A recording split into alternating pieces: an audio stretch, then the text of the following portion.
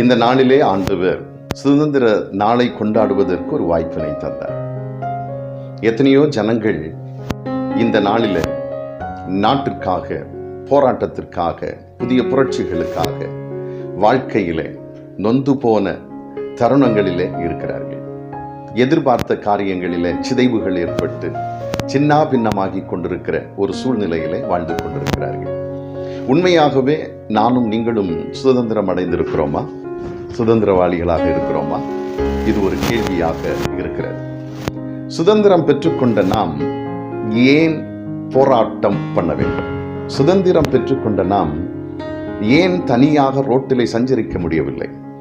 இன்று சிறு குழந்தைகள் முதல் பெரியவர்கள் வரை, 8 வயது குழந்தை முதல் 80 வயது பாட்டி வரையிலும் ரோட்டிலே செல்ல முடியவில்லை. சுதந்திரமா?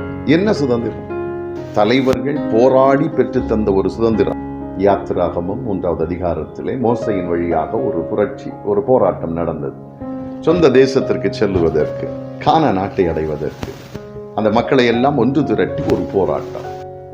நம்முடைய இந்திய நாட்டிற்காக காந்தியடிகள் திருமறை வசனங்களை மையப்படுத்தி அகிம்சை என்று சொல்லுகின்ற அழகான ஒரு போராட்டம். இவை எல்லாம் போராட்டம் எதற்காக? சுதந்திரத்திற்காக.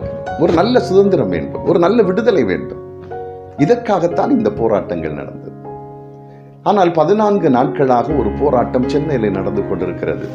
வீட்டிலே அடிமைத்தனம், குடும்பத்திலே அடிமைத்தனம், சமூகத்திலே அடிமைத்தனம், திருச்சபையிலே அடிமைத்தனம், எல்லா இடங்களிலும் அடிமைத்தனம் தான் இருக்கிறது. 50 கோடி ஜனங்கள் பட்டினியிலே படுத்து கிடக்கிறார்கள் இந்தியாவிலே. சுதந்திர கொண்டாட்டம், இதற்கு பல கோடி ரூபாய் செலவுகள்.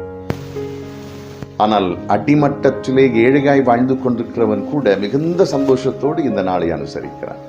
இந்த தேசம் உனக்காக, இந்த தேசத்தின் நன்மை உனக்காக, இந்த தேசத்திலே நீங்கள் மகிழ்ந்து களி கூறுங்கள் என்று சொல்லி உபாகமத்தை படிக்கின்ற பொழுது அங்கே இருக்கிறது.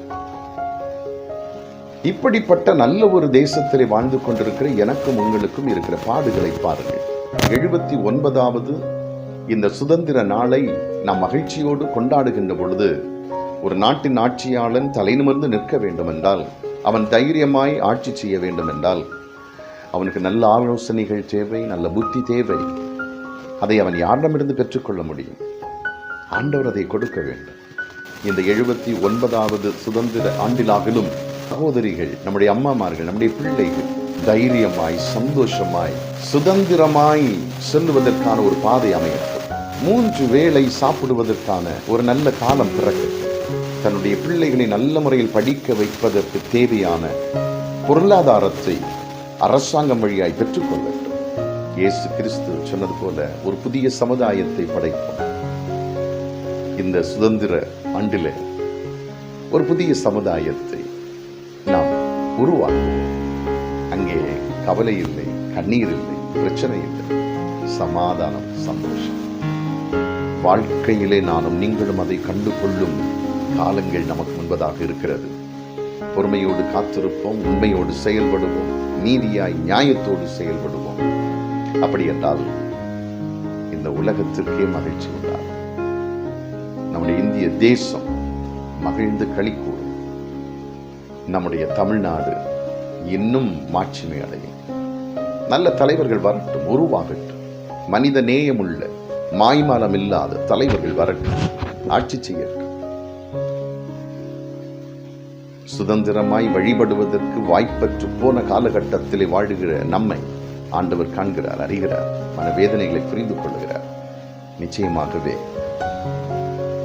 உங்களுக்கு இந்த 79வது சுதந்திர ஆண்டு நன்மை தருகிற, மகிழ்ச்சி தருகிற ஆண்டாக அமைய கடவுள் நம் ஒவ்வொருவரையும் ஆசீர்வதிப்பாராக.